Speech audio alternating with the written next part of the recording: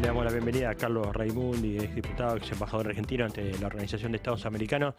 ¿Qué tal, Carlos? ¿Cómo estás? Soy el profe Romero, estoy con mis compañeros y compañeras aquí en el Destape. Gracias por atendernos. No, al contrario, Javier, un gusto para mí, ¿eh?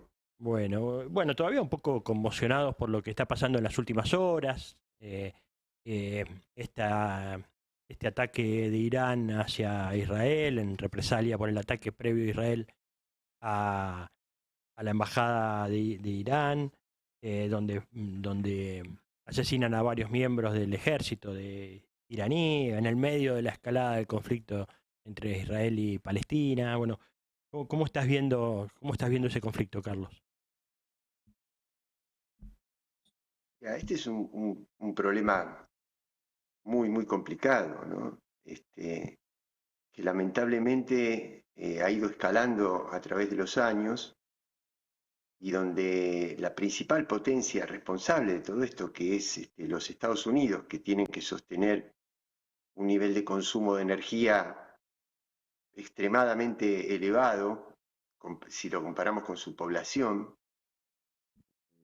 necesita el control militar de las áreas que producen hidrocarburos. Y eso indudablemente ha llevado a invasiones, golpes de Estado, eh, financiamiento Ujú. de dictaduras y demás, que ha puesto obviamente desde hace muchas décadas al mundo árabe. Yo diría que el mundo árabe se vio traicionado en la Primera Guerra Mundial, hace más de un siglo, cuando Ujú. se le prometió la construcción de un gran Estado árabe y finalmente hubo divisiones en colonias que se distribuyeron básicamente entre Inglaterra y Francia. Después Estados Unidos es heredera de ese proceso histórico, pero un enfrentamiento histórico que no es el ataque de ayer entre el mundo árabe y, e Israel. Y Occidente también, porque a Israel lo ven como un aliado, como un enclave de Occidente. Irán no es árabe, es persa, pero representa ese conflicto. Y es una de las potencias más desarrolladas. Hace alrededor de 3 años, creo que todavía estaba Donald Trump en la presidencia de Estados Unidos, un ataque mató al jefe del ejército iraní que estaba en ese momento cumpliendo una misión de diálogo en Irak. O sea, inclusive lo mató fuera de su territorio. Bueno, quiere decir que este es un problema que si uno comienza a relatarlo desde el punto de vista de la crónica de guerra, no termina nunca. Porque este hace porque el otro hizo porque el otro le había hecho antes. El tema es si en algún momento puede desescalar esto y empezar a resolverse en clave de paz y no de guerra, no es lo que estamos viendo. Y menos todavía cuando un gobierno como el argentino, en lugar de desempeñar un papel de estabilización, se une a uno de los dos bandos contendientes eh, en nombre de valores de Occidente, como dice el comunicado oficial, ¿no? Y uno se pregunta, ¿qué es Occidente? ¿Cuáles son los valores de Occidente? Porque uno de los valores podría ser la libertad de expresión, la libertad de asamblea, pero otros valores son que explotaron una bomba atómica, que despliegan más de 900 bases militares, que la gente en Estados Unidos tiene armas y libertad para matar chicos en las escuelas, como sucede. Entonces, El apoyo a todas las Occidente es una dictaduras categoría acá, que ¿no? En ya tiene lejos, Occidente. ¿no? El apoyo a todas las ¿Cómo? dictaduras, el apoyo a todas las dictaduras, parte de Estados Unidos, ¿no? No, absoluta. Bueno, la dictadura argentina perpetró el genocidio que perpetró en nombre de los valores Es occidentales y verdad, es cristianos. verdad. Así que lo que quiero decir con esto, Javier, como conclusión, es que Occidente ya no es más una categoría. Occidente puede haber sido una categoría frente al estalinismo, suponete, en un momento de plena Guerra Fría, pero hoy el mundo se está desarrollando en otros planos y en otros niveles completamente distintos a los de la Guerra Fría. Por eso no coincido con el análisis que hace el gobierno argentino ni con lo que vino a decir Laura Richardson la semana pasada al país, ¿no? Vos sabés que hace un rato también contrastábamos un poco cuál es la postura del resto de los países, incluso los países de la región, al respecto, ¿no? Brasil, México, diciendo, ay, pidiendo que se desescale el conflicto y que se busque la paz, ¿no? El comunicado, hace un rato lo leíamos, estaba acá, decía, no dice la palabra paz, por ejemplo, o sea, solamente dice, nos vamos a alinear con Occidente en esta pelea, no sé qué sé yo, ya lo viene diciendo Milei, no hay que ser neutrales, no hay que ser cobardes, hay que jugar acá y ya está, ¿no? Algo así. El comunicado comete un error garrafal, pero lo hace por sí mismo. Es como si fuera, en términos de fútbol, una pelota que va fuera del arco, la trae para meterla adentro, ¿no? Innecesariamente, que es vincular el fallo de la Cámara Federal Argentina sobre el atentado a la AMIA, que designa a Irán como Estado terrorista, es el propio gobierno argentino el que se involucra en el conflicto y se convierte en parte de uno de los dos contendientes, con lo cual abre una zona de riesgo en el país porque la hace entrar como una parte del territorio en conflicto. Pero entonces, finalmente, cuando a partir de lo que vos decís, es criminal lo que está haciendo esta política exterior, porque vos imaginate lo que sería América Latina en este momento, desde el punto de vista comercial, económico, con los BRICS, pero desde este punto de vista, de la posibilidad de estabilizar el mundo, de la posibilidad de jugar un rol a favor de la paz, de la concordia, del entendimiento para bajar los decibeles, porque esto además va a incrementar los precios internacionales de las commodities de manera sideral, esta agudización del conflicto. Imagínate lo que sería América Latina con México, Brasil y Argentina en un mismo sentido. Un bloque poderosísimo en un momento delicado como esto. Entonces, lo que está haciendo Milei es parte de un plan perverso, depredador de la unidad latinoamericana y criminal desde el punto de vista de sus consecuencias para la Argentina. Lo que sí tenemos que ser muy claros y muy fuertes es que no está hablando en nombre de toda la Argentina. Ni siquiera está hablando en nombre de las personas que lo votaron, porque no representa ese pequeño círculo que lo rodea, que es dogmático ideológicamente, no representa al conjunto de los votantes de Milei que quieren la paz, que quieren la soberanía en Malvinas, que quieren ser una nación, a pesar de que lo votaron porque estaban aturdidos de lo que había sido el gobierno anterior. Carlos, y en este mismo tono, en esta misma lectura, me gustaría tu mirada sobre lo que fueron los pasos previos a esto de parte de Milei.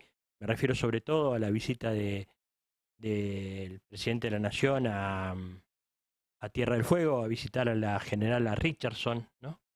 Un gesto bastante raro, en lugar de Richardson, que había estado en la Casa Rosada incluso un día antes, y estaba Milei también en Buenos Aires, él igual va allá, ¿no?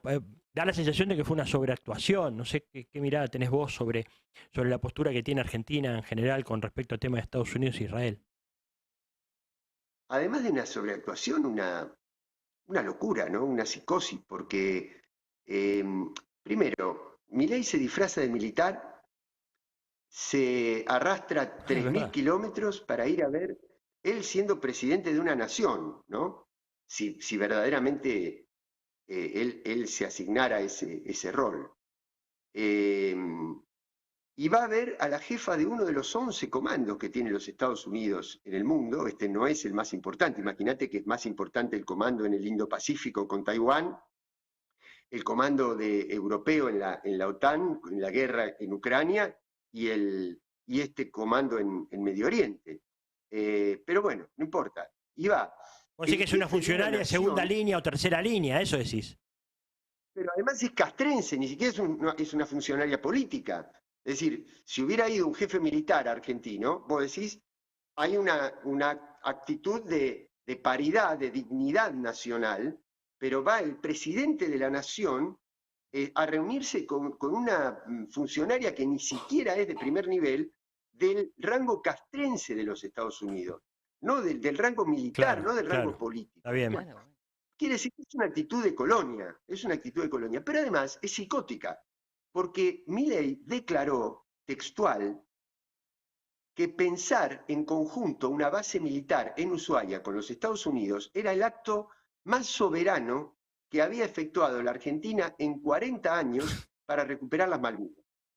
Eso es como decir, voy a poner al zorro a controlar las gallinas. Es decir, vos tenés el territorio usurpado por la OTAN en Malvinas, que no te deja además la proyección antártica y el manejo o el control sobre las aguas, que son inmensamente ricas en una cantidad de factores, y vos decís combatir esa usurpación poniendo una base militar que la controla el mismo que usurpa. ¿Entendés? Entonces es psicótico, pero busca enloquecernos. Y nosotros, yo creo, Javier, que lejos de enloquecernos con esta locura de decir una cosa y al minuto decir lo contrario sin solución de continuidad, y de limitarnos a hacer la crónica de sus desplantes y de sus atropellos, ya nos tenemos que poner a reconciliar con esa parte de la sociedad que todavía no quiere hablar con nosotros y generar o tratar de que se incremente el estado de intolerancia, el estado de hartazgo, porque sinceramente esto va a tener consecuencias, junto con lo económico que yo escuché antes de entrar al aire, que ustedes estaban conversando. Todo esto forma parte de un mismo plan. La política externa y la política interna es como una especie de nado sincronizado, y va a tener consecuencias tremendamente gravosas para el país. Por lo tanto, tenemos que construir un punto de inflexión a este proceso que estamos viviendo. Carlos Boetí, Enrique Mujica te pregunta, ¿vos ves una relación, este alineamiento tan automático de Milei, similar a lo que sucedió con Menem en la década del 90, y que también las consecuencias fueron 2 atentados, por ejemplo? Bueno, el comunicado oficial de anoche de Milei, o el anuncio que había hecho unas horas antes de trasladar la embajada argentina en Israel a Jerusalén, son actos de provocación. Sumale el fallo judicial, pero yo podría decir el fallo judicial es de la justicia. El que le dio rango político al fallo judicial fue el propio Milei al ponerlo en el comunicado. Sí. Así que lo pone como uno de las naciones contendientes en una guerra. Es una locura, aunque no haya declaración formal. Estoy hablando de la provocación política. Ahora, obviamente que la filosofía de la política de alineamiento es similar a la de los 90, pero había una diferencia muy grande en los 90. En los 90, Estados Unidos había ganado la Guerra Fría, se había apropiado el capitalismo monopólico occidental del sistema económico soviético, de los despojos del sistema económico soviético, pero que era muy poderoso, muy fuerte. Y había un proceso de liquidez en el mundo, de liquidez financiera muy grande, que le permitió a Menem sostener el ajuste social, sostenerlo con fondos venidos del exterior. En este momento, la economía de los Estados Unidos está en crisis. No el empleo, no los indicadores internos, sino la capacidad de financiar guerras, me refiero. No lo puede lograr Biden, no puede sostener ni siquiera la guerra en Ucrania. Tiene la presión de Europa, que está asediada por esa guerra, por obedecer a los Estados Unidos.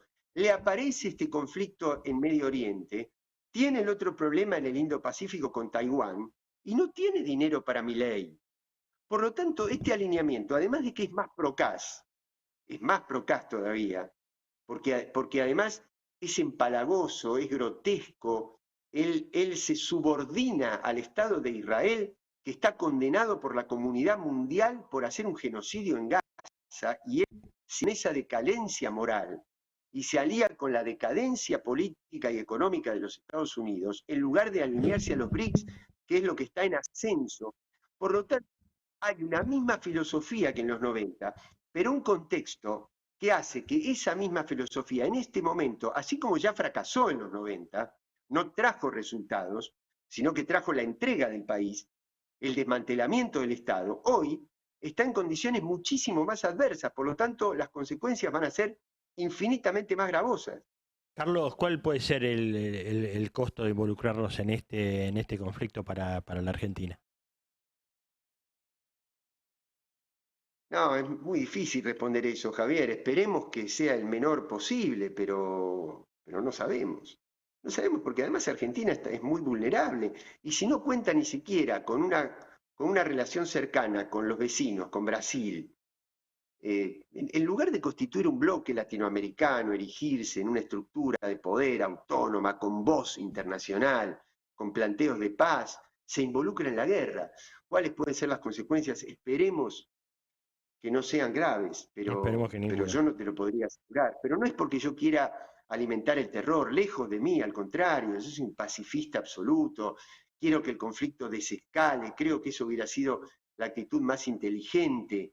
Así que, no sé, esperemos que no, que se concentre en el área territorial donde está, pero países europeos, capitales europeas, han sufrido consecuencias de su actitud frente a Medio Oriente. Yo espero que eso no se repita en la Argentina. Y Esperemos no que porque no. yo quiera, te repito, alimentar el terror. Vos me conocés, ustedes No, me me pasa que conocen. resulta difícil, Estoy Carlos, tratando de hacer un análisis lo más objetivo posible.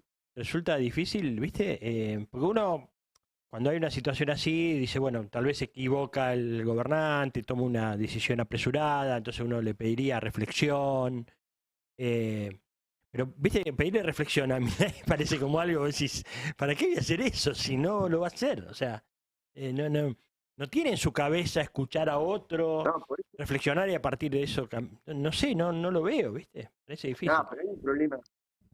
Mira, Javier, yo no tengo elementos de estudio psicoanalítico suficientes, pero voy a los hechos.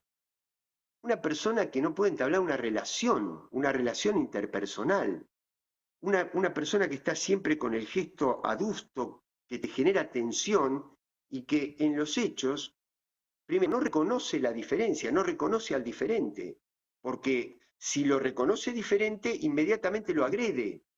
Entonces, es muy difícil entablar una relación. Ahora, siempre hay personalidades distorsionadas. Lo que se hace más difícil es cuando hay una personalidad distorsionada que es presidente de una república, ¿no? Entonces, por eso digo que no temo que me tilden de antidemocrático en absoluto y estoy capacitado para dar ese debate donde sea y con quien sea, pero yo creo que para la salud de la Argentina, cuanto antes se harte el pueblo argentino de esto que estamos viviendo y podamos hacer un punto de inflexión y empezar otra etapa política, va a ser mucho mejor para todos y eso sí lo veo verdaderamente democrático, profundamente democrático. Carlos, gracias por este contacto con el Destape, ¿eh? Un abrazo. No, al Eh, contrario, un gusto como siempre. Gracias, un abrazo. bueno, Carlos Raimundi, ex embajador argentino ante la OEA, que nos ayuda a pensar, a entender, a conocer un poco en qué momento estamos, ¿no?